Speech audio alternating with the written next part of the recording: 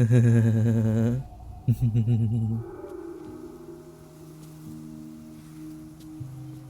evening. I'm here on behalf of Gale of Waterdeep. He wishes to extend you an invitation for a private conversation in a more suitable locale. Is this really necessary? He couldn't have just, I don't know, left me a note? Oh, wizards and their magic. Simply follow yonder path and soon you will find him. Where the hell is yonder path?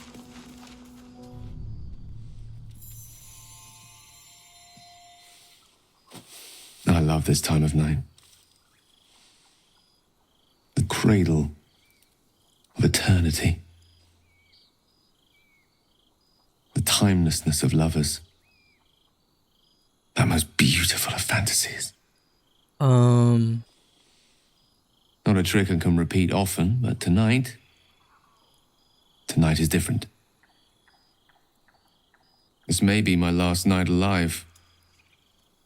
I wanted it to be under a canopy of beauty and wonder. I've said this a million times, Gale, you're not going to die. There must be another way. If you knew the end was near, would you not want to ensure it had meaning? I am terrified. I will not claim otherwise. My face could scarcely conceal it, even if my words sought to deny it. There is no point in running from the inevitable.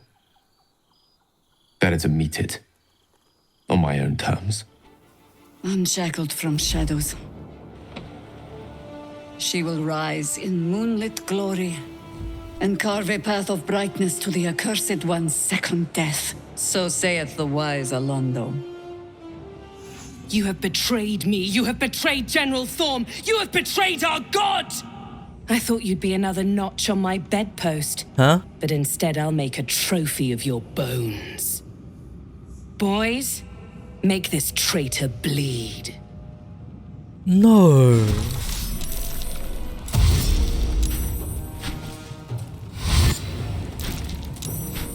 Nice.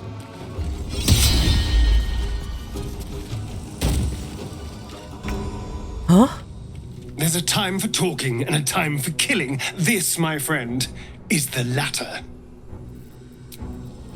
Gods, you're beautiful. Hello.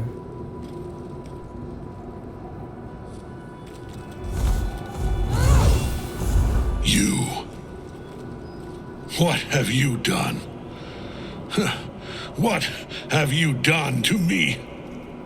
Are you prepared to reunite with your wife? If Melodia could see all I've done, she'd know. She'd know her husband died long ago with Isabel. The Moon Maiden did not intervene when my life was dismantled piece by piece. And when I tried to buy it back, it cost me everything. Everything. We are copper pieces in their belts. Tokens to be traded for scraps. You have beaten me, true soul. But the gods beat me first.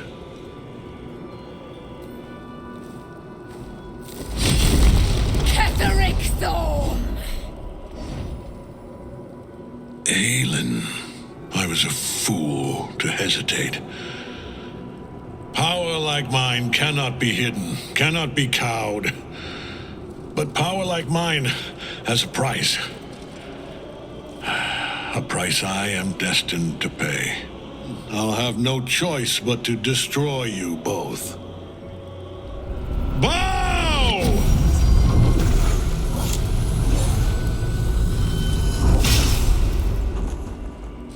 You have no power here. Give him all you have! The gods fight at our side!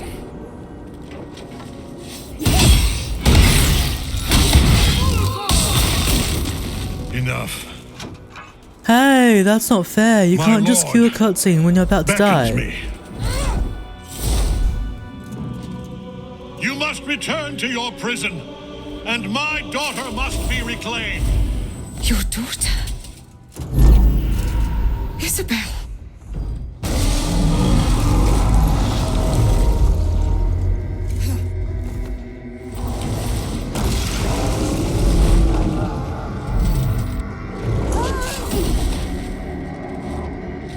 This has only begun.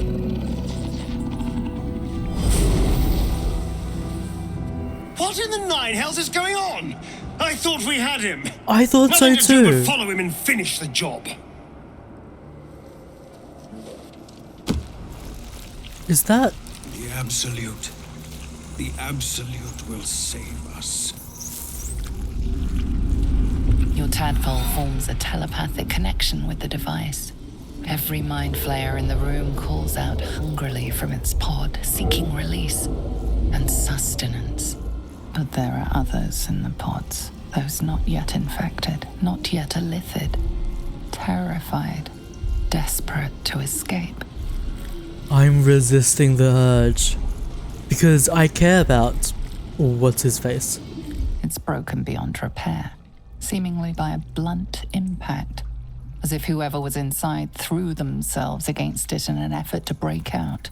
Your brain hurls an image towards you, your own head, blood gushing down in front of your eyes, banging your fists on a chamber until half your fingers were broken. How long inside? Days? Months? Lifetimes? The parasite was inserted into your head and your body crammed into a pod long before you were moved to the Nautiloid. A laughing woman, taunting you. She betrayed you. Who was she? The blood inside has not started to rot. There is a fresh hint to it. Oh yes, that's yours all right. Even stale, I'd recognize that bouquet anywhere. Mazora, you're Zariel's asset. My damn little stinker. Took you long enough. Now, by Grazit's cock, get me out of this thing! I'll do it, and you'll set me free. That was the deal. Yeah. So, get to it already. Well. This is a surprising turn of events. I held up my end, now you hold up yours. Sever the pact. Clause Z, Section 13. Uh-oh. If the Soulbinder consents to separation, she will release the Soulbearer from all obligation within 6 months. 6 months? Gods damn you! Ignorant thing. It's always the terms and conditions that get you. Lashes. Balthazar let one of his walking carcasses lapse from his control. Wait! By the Bone Lord. It's you!